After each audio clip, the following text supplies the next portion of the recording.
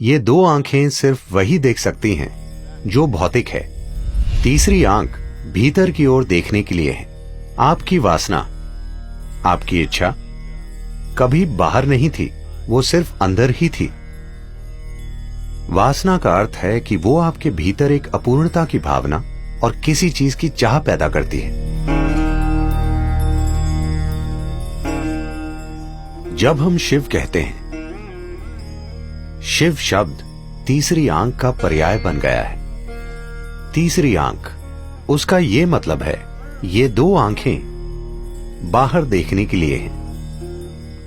ये दो आंखें आपको अस्तित्व की भौतिकता दिखा सकती हैं। ये दो आंखें सिर्फ वही देख सकती हैं जो भौतिक है।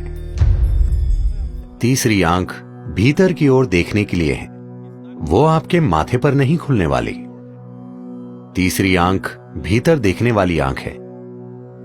लेकिन आपने कहानियां सुनी हैं, शिव ने अपनी तीसरी आंख खोली और कामदेव को भस्म कर दिया।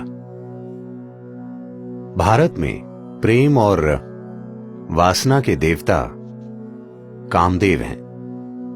काम का अर्थ है वासना, जिसका आप सीधे सीधे सामना नहीं करना चाहते, इसलिए आप उसे प्रेम बना देते हैं, क्योंकि आपको उसमें कुछ सुंदरता चाहिए। तो वो एक पेड़ के पीछे छिपकर शिव के दिल पर तीर चलाते हैं। तीर उन्हें लगता है और शिव थोड़ा परेशान हो जाते हैं। फिर वो देखते हैं कि ये काम है, यानी उनकी अपनी वासना उभर रही है।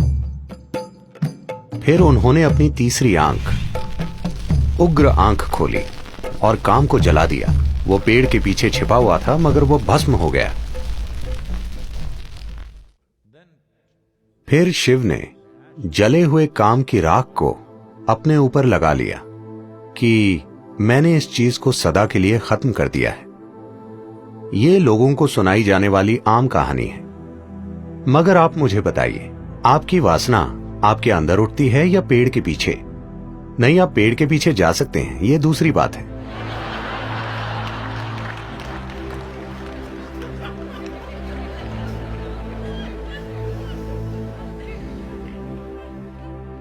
मगर वो उठती कहां है? आपके भीतर। इच्छा बाहर नहीं मंडराती। ऐसा नहीं है कि एक सुंदर स्त्री या एक सुंदर पुरुष बैठा है तो आपकी इच्छा जागती है, क्योंकि इच्छा काम आपके भीतर है। इसीलिए उन्होंने अपनी तीसरी आंख खोलकर अपने अंदर के काम को जला दिया, उसे नहीं जो बाहर खड़ा है, क्योंकि वो कभी भी बाहर नहीं खड़ा था। कृपया इस पर गौर कीजिए। आपकी वासना, आपकी इच्छा कभी बाहर नहीं थी, वो सिर्फ अंदर थी। तो उन्होंने अपनी तीसरी आंख खोली, इस तरह नहीं, अंदर की ओर। फिर उन्होंने इस वासना को देखा, जिसका दरअसल मतलब है कि आपके अंदर कुछ पहलू हैं जो आपको अधूरा महसूस कराते हैं। तो आप सोचते हैं कि आप किसी चीज का या किसी व्यक्ति के पीछे जाने पर ही पूरे होंगे। वासना सिर्फ विपरीत लिंग की बात नहीं है, शॉपिंग भी वासना है, क्योंकि आपको किसी चीज के पीछे जाना होगा, तभी जीवन पूरा होगा। हर इच्छा वासना है, क्योंकि उसके बिना मेरा अस्तित्व नहीं हो सकता। मैं उसे चाहता हूं, क्योंकि जब मेरे पास वो होगा तभी ये पूरा होगा। वो कोई चीज हो सकती है, पद हो सकता है, ताकत हो सकती है, सेक्सुअलिटी हो सकती है, कोई फर्क नहीं पड़ता कि वो क्या है।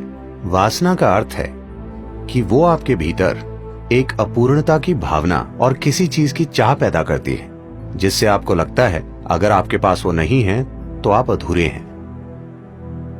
तो वो अपने अंदर के काम को जलाने का फैसला करते हैं। उन्होंने काम को जलाया और फिर पसीने की जगह उनके शरीर के छिद्रों से राख निकली। ये योगिक कथा है।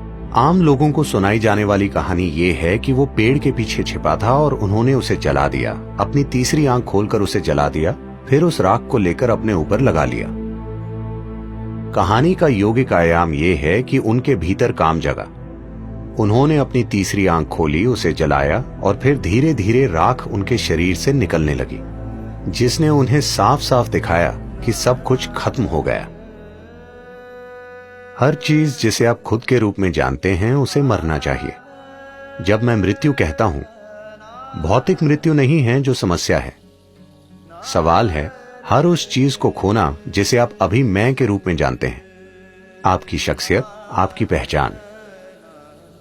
Once you learn to be an individual, एक बार आप शारीरिक और मानसिक ढांचे से परे एक व्यक्ति होना सीख लेते हैं, इसका अर्थ है कि आप मर चुके हैं। मृत्यु को जीने का यही मतलब है। तो अगर आप जानते हैं कि शारीरिक और मानसिक ढांचों के बिना एक व्यक्ति कैसे बने, तो आप मृत्यु को जीते हैं। अगर आप मृत्यु को जीते हैं तो आप अपने अस्तित्व में शाश्वत हैं। अब समय आ गया है कि आप मृत्यु को जिएं ताकि आप अनंत काल तक जीवित रहें।